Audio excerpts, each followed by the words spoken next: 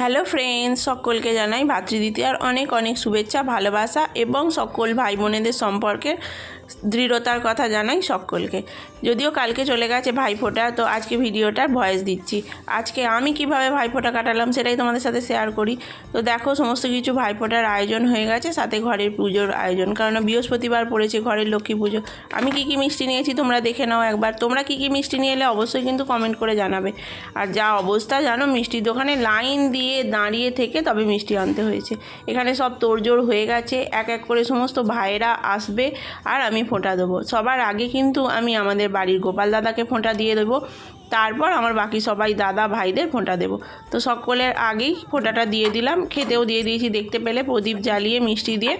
তো দিয়ে তারপর আমার দাদারা সবাই এসেছিলো, ভাইরা এসেছিলো, সকলকে প্লেট সাজিয়ে মিষ্টি দিয়ে তাদেরকে ফোঁটাও দিয়ে দিয়েছি। আবার বৃহস্পতিবার পড়েছে বলে অনেকে ফোঁটা নেয়নি। এরপর আছে গিফট